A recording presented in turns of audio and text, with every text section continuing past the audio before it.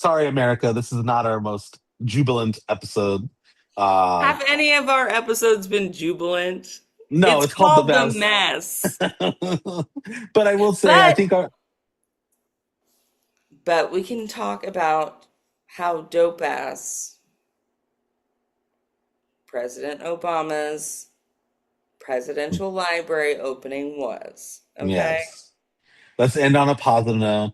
American That shit excellency. was lit. Yeah. I wish I could have been invited. Me I too. was like, Obama, come on, man. Come You didn't on. even ask, did you? No, I didn't. So there you go. I But he didn't should have. ask either. No. But I have seen Obama in person a couple of times before he's the Obama of the presidential library, dope assness shit, dope ass motherfucker, like smart as fuck, badass president. So I feel privileged in that. I mean, I have seen him in person in my No. life more than once. So, and he was just as dope. Well, I think he's gotten more dope. No, he's way doper because he's actually able to be himself. I think what makes him so dope is that he was a great president. I agree that he make mistakes, but it always kind of hurts me a little bit when I meet people that I'm like surprised and they're like, "Well, Obama, this and that." I'm like, okay, sure. I'm not gonna say nothing. Speak your whatever you think, but I'm like, in my mind, I was like, you're never gonna make me not believe that that man was a great fucking president, and I will be He if was a I great fucking president, and yes, mistakes happen, but I'm not gonna lie. Like the swag and the right. sincerity and the specificity and the coolness was there before he was president. Like I saw it like live in Austin, and I was like, damn, that's cool. He And I was don't. fucking cool. He was chill, like nothing. And that's what's also interesting is what sort of politicians run on some sort of idea of a thing and then just abandon it once they get elected. And I feel like Obama was kind of unique in the fact that he came out of Chicago, he's showing up in Austin, he's throwing a rally, he's doing a thing, and he was just as chill. He was that chill to the chill he was at the opening of his presidential library. Like he was that focused and pointed and warm and kind of funny, and he was that the whole time. Like there's probably been a time that something went wrong and it will be like, oh, he lied about that. But I can't remember an actual lie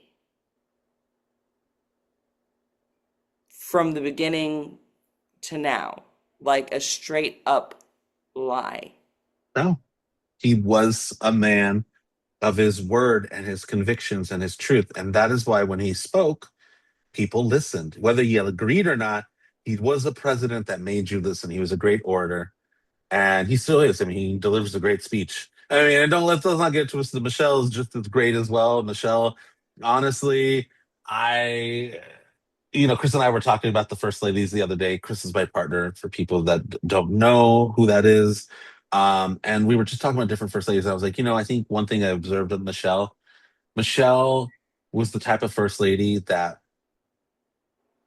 she was the breadwinner for Obama for many, many years. Like she was what allowed them to have privilege. She supported him during his campaigns and whatnot. She was the top of her class. She was this leader in as a lawyer in her. I believe she was a partner, if I'm correct. Like she was just at the top of her game, and her husband became president, and I don't think it was reluctant, but she took on the role of first lady and she did a great job.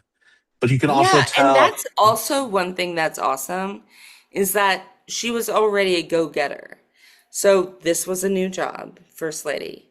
And she did the fucking job. Yes, and we haven't really had one since. Like, to be quite honest, I feel like Jill Biden's fine, but you could tell Jill Biden didn't care about the job. Jill Biden was like, I'm here, I'm doing it, I'll do the kind of thing. And Melania is just like, chuck Yeah, the deuce. Melania is just like, I'd rather not. Right, right. But the last really great first lady we've had has been Michelle, and it's because she took on the role. Like she was herself, took the role. But that's also kind of why Michelle, she's so cool post office, because you're like, she could tell me Michelle's like, I'm gonna be me for the rest of my life. Like, because she I mean, she took on so much crap, and she's still to this day. I mean, I don't want to talk about unless we want to, but the UFC guy, just utter bullshit, like such bullshit, and it's just so sad. I, And yeah,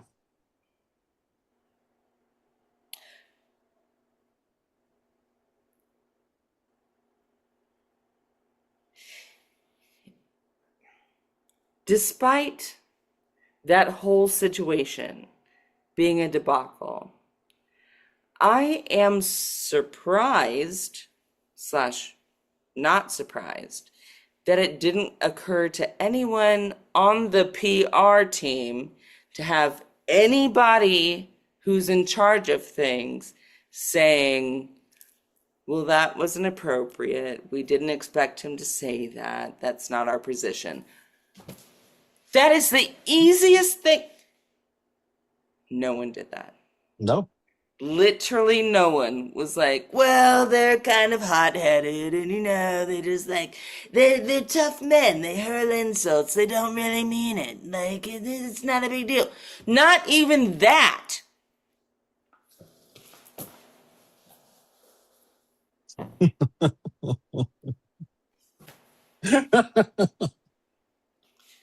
Not not even she passed out. Everybody. I not even you can't even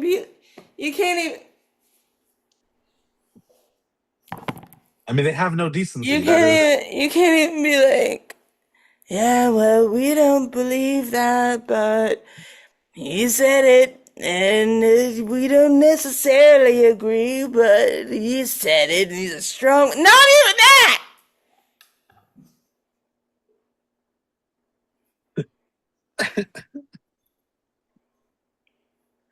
I agree.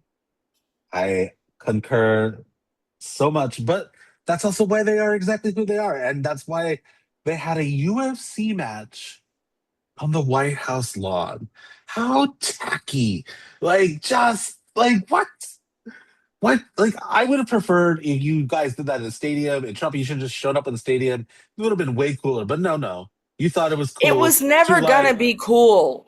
no, but I'm just saying it would have at least appeared like to see it. I didn't even. Here's what it seems like the playbook is.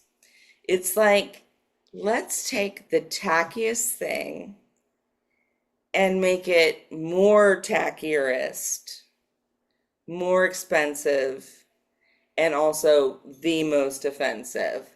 Boom, get the team on it. Let's do it. And sometimes I want to believe it's orchestrated, and then sometimes I'm like, these are just some tacky people. Like, that's just what it is. Like, it's just them being themselves, being tacky, being what they are, and it's It really takes me back to like MTV, like Real World, like those sorts of personalities. Like that's what it feels like when you're like in the 90s and you're all living in a big house and everyone is like 19 and they suck yeah. and they just don't get along. Like either they're sucking or they're fucking. Like there's They're giving off real world villain energy. That's exactly what this is. Like, that is what it is. Like, that's what's so tacky and sad about it. It's like you're not even like, it's like the worst kind of scary. It's just stupid. It's stupid and it's like unrelenting. And the only difference it's is, just like here's the thing. Everyone is stupid sometimes. yeah, But some people, and I would like to hope that most people do not usually engage in reckless, spontaneous stupidity. Stupidity. Stupidity. We stupidly came up onto this cage match, and it was very exciting. Um, but like people do stupid stuff, but like okay, I don't have a stupid thing to do right now. That would be stupid enough to make my point. But like you can do stupid stuff, but like when you're doing stupid stuff that costs millions of dollars and takes like months, if not years, of planning and also going through like many barriers of like protest, does that become beyond stupid and just nefarious Yeah. antagonism? This for just the sake to antagonize. Yeah, Yeah. nefarious antagonism. And Which, that yeah, brings us back to why we're called the mess. And we are in this mess. And, good hope to remember go watch the Obama library opening if you need some good joy in your life, go enjoy that. I also, you know, Amani is an actor. I am a director and an actor, and we are very much we love movies and plays. Go see some entertainment, people. Get out of this reality as best as you can if you need to, because like I think there's a reason why, even though when we try to end on a positive, it's circled back into something that is just like exactly what you said. I mean, that is the issue that we're at. We have an administration that influences everyone to just antagonize. yeah, I mean, it's just the basic playbook of crazy making, you know? Like, some people call it flooding the zone, as in like flooding the news Yeah, situation. But it's not just that, because you can flood the zone and whatever, but you have also other people that are part of this operation that are merely there to make you feel stupid or crazy or wrong or like a failure or that you don't deserve the rights as being an American person for some reason because you're like a woman or black or queer or like whatever. And then strips you of any ability or connectivity to deal with that as a connective force. It's just chopping people off. And it's an old playbook. So I just hope, and I hope that for myself. I mean, I have Brandon, which is chef's kiss. But I live in Texas. I live in Austin, Texas, but I'm not often like in groups or connecting with people who are trying to figure this out. And bear in mind, I'm not saying like-minded people. I'm not looking for a bubble up in this bee. I'm looking for some sort of gauge, some sort of connection of what we have in common so that we can figure out which things actually don't make any sense, not based on some binary, black, white, left, right. That doesn't give us any clarity. yeah, So like if we can get, and it's harder for some people than others. I mean, the fear is real on different levels.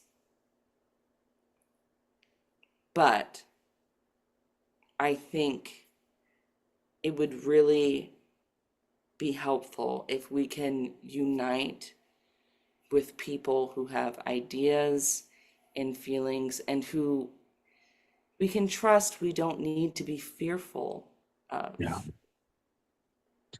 Well, and I Like, think yeah, go ahead. to your point, and just to bring it back to um, a little bit of things we talked about, is like the last 50 years. Yeah, we may be at an interesting end of this last 50 years, but in the last 50 years, we got to witness something that many people would never have believed would happen, which is we had the first black president and the first black family. That's an achievement in itself, whether you agreed with it or not. It created opportunities. And when I say that to the audience, if you agree or you don't agree, it is your opinion. You're an American citizen to have your opinion.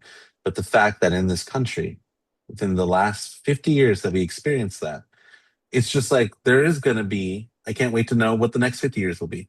Where, I mean, we'll get to experience it. We'll be alive hopefully enough to witness majority of the next 50 years of our lives and be able to see what comes next. Right now we are in the, I think we were at the height, and I think we as a generation of millennials were born at a time where there was so many things pushing us in this world of telling us strive for excellence, go for it. You can make it happen. And we did witness it. We got to see that. Obama is very much a representation of that. The potential that you may not agree, but if you are a powerful person that is driven to truly like change the world, you can in this country. And I say that in a very openness because I think Obama is a good man and had good intentions. But I think with the person we have right now, they are very driven to change the world and they are not with good intentions. But I think that is what's beautiful about the last 50 years is that we did get to feel that. And I do think it leaves me hopeful for the next 50 years of what we get to experience. And hopefully for our generation as millennials, we get to see some positive come back in again because it has felt since 2016 this decade of what the fuck. Genuinely. Yeah, and I think what's also kind of hopeful about that is that I think when that happened, I think a lot of people took it for granted. Like a lot of people were like, "Okay, we did it. It's done." And a lot of people didn't anticipate the undercurrent. Right. Like a lot of people thought, "Okay, boop boop boop, moving on. Now anyone can do anything." And we didn't see that undercurrent that was like, "Oh, no. We Right. want the opposite of that." And at least now we know, has it been painful? Yes. Is it disgusting at times? Yes. Is it disturbing? Yes. But now we know. Now we know. And also with which is why this second term has been mired in such um cringy dark shit is because I Cringy, garbage controversy. Yeah. yeah, it is because like I don't believe that every Republican is attached to the Epstein files. But I do think that Republicans are having to realize like you're caught up in it and you are stained from it. And you're going to have to wash and cleanse off from it because no matter what you thought about winning for your party, the GOP, you were willing to sacrifice just human decency Yeah, for the win. it's And that I think is something that like it's why when we like earlier we were talking about it, it's just like cool. I'm glad you're doing it for your base, but like y'all need to go like baptize in the ocean and cleanse y'all self and and maybe go someplace else. Like yeah, like MTG. You know what? Like cool. I'm glad you had a stand on something that is moral, but also still go do your weird pull-ups somewhere else. Like yeah, you're fine. Tucker Carlson. Why don't you just kind of step down? Because you spent a lot of time kind of like feeding into this bullshit. I'm glad that you see the light, but you had all the information the whole time and you still peddled it for cash. So Yeah, thanks, but go with MTG on your hippie retreat and just like go away. Like it's fine. yeah, it is, and it will be what we ultimately have to experience over the course of. I hope within the next 5 years we will be really past this as a conversation. I hope in the next 5 years that we have shifted politically.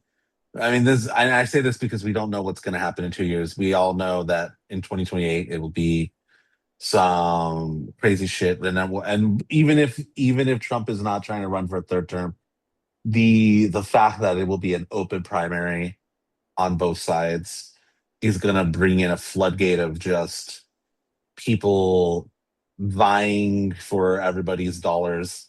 And it'll be interesting to see what comes through. And it'll be part of the American discourse and experiment that I think we all know is coming in 2 years from now. And And you it's, know what is so interesting? And what I think that politicians haven't really like tuned in with is that the biggest party coalition is, oh, I thought you were gonna guess. is it the biggest party called Independent Party? Yes, it's Yeah. independence. Yeah. Because so many people have been so pissed off and disappointed in both sides that the biggest voter bloc that actually has registered to vote is independence. Yeah. So now you actually have to like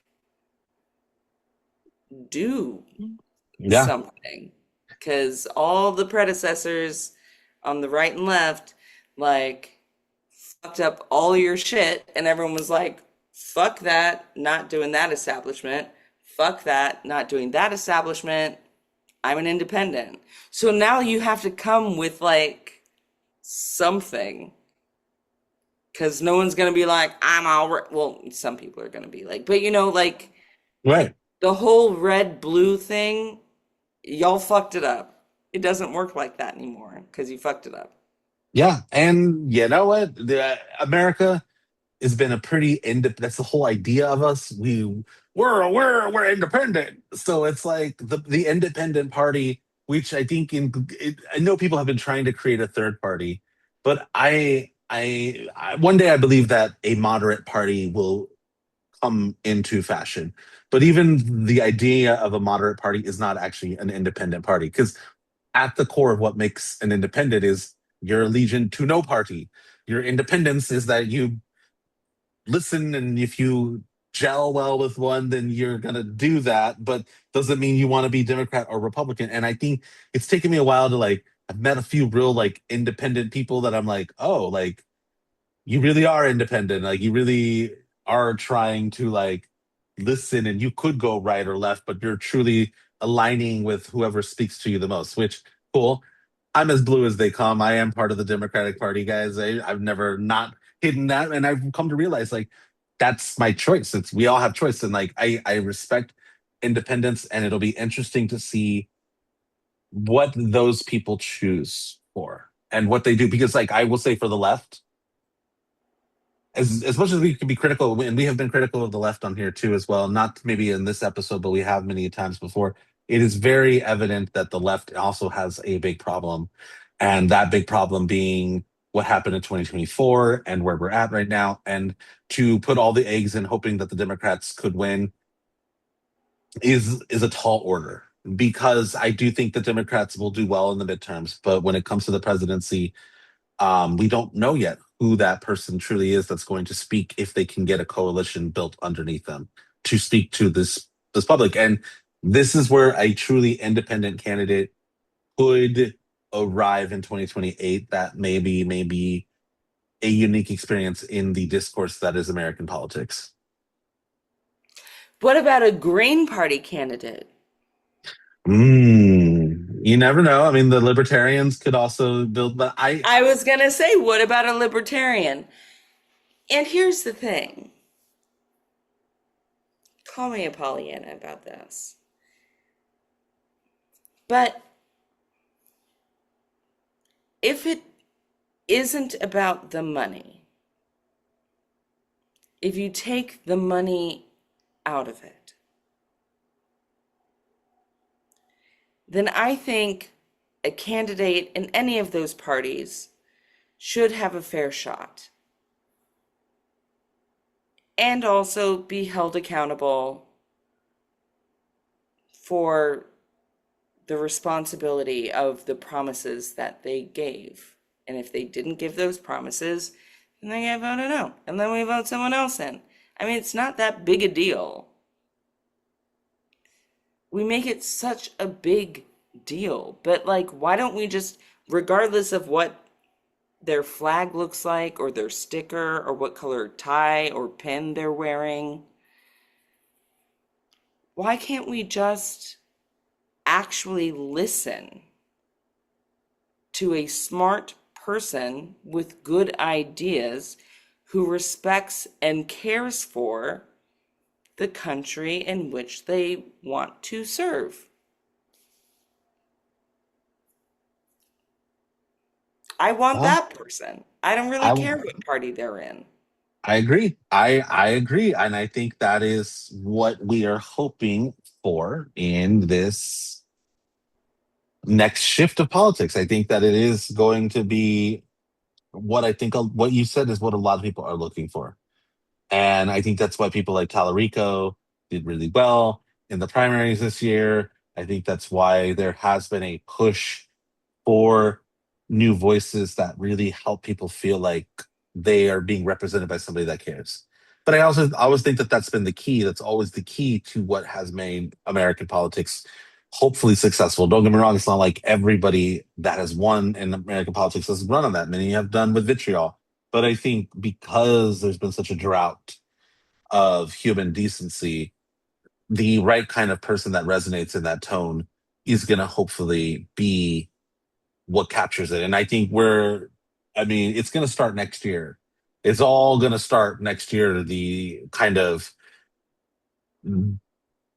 the draw out, like, even though the primaries are not until technically in 2028, all the campaigning of 2027 will start beginning in the summer and then the fall. It's just going to keep getting bigger and it'll just keep ramping up. And then as soon as 2028 begins, it's just going to be like the narratives will be starting to sell what they sell and then they're going to go for it. So it's like next year really is the last threshold chipping point year before we are.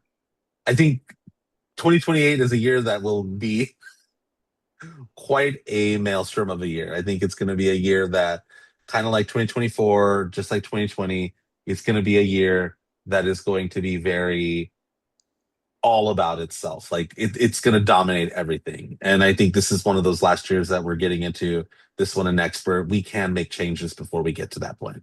So, I hope so. And let's be honest. I am very stressed out about the gerrymandering and about the uh, polling, like the registration, your ID um, mhm. situations of if you've been married. Like, I have to double check because I think, whatever, it shouldn't matter. All It right. shouldn't matter. But they're making it seem like it matters. And I'm like, that's for another thing of complaining about things. But that's not. I saw a video today of a couple of Republican right wing women who are like, well, me and my husband agree on all the same thing. So I think it makes perfect sense for him to vote for our entire family. And I was like,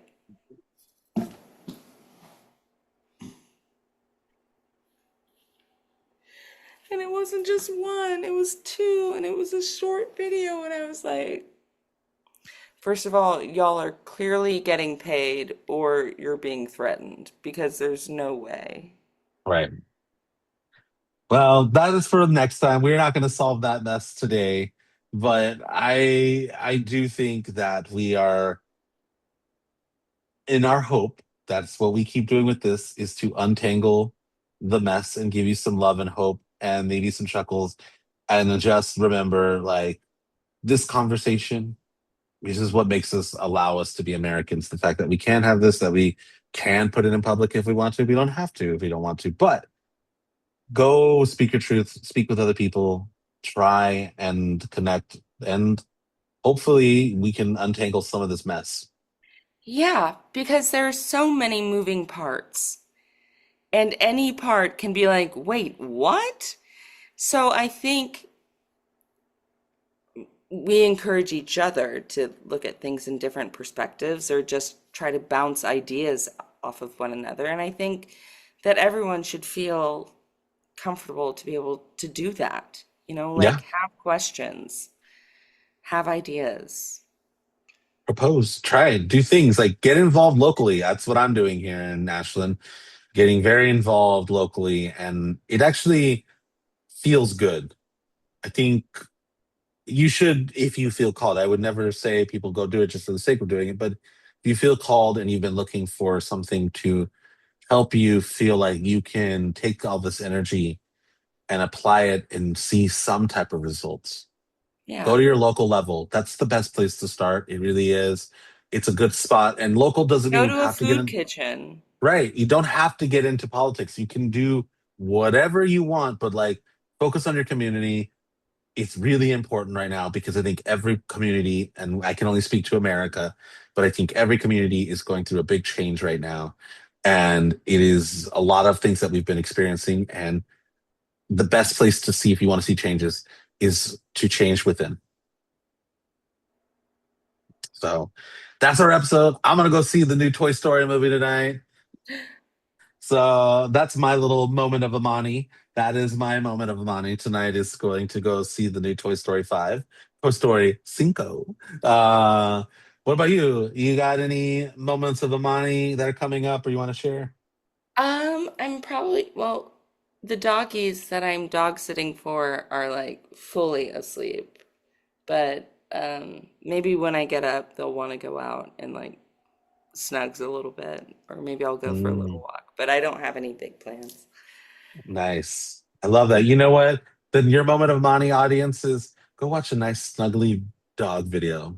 Come on, they're the best. That's what YouTube is for. That's how Yeah, YouTube or is. watch a video of a husky throwing a full-on fit, which is also satisfying. Yeah. And next time, and I now I'm not I'm being bad. I should we're wrapping up, but next time on it, we need to talk about Disclosure Day and aliens because that's a mess here in America. We need to get into that, but that's a whole another episode. Yeah. They coming. Okay. Well, Thank I you, love you. everybody. Love you. Bye.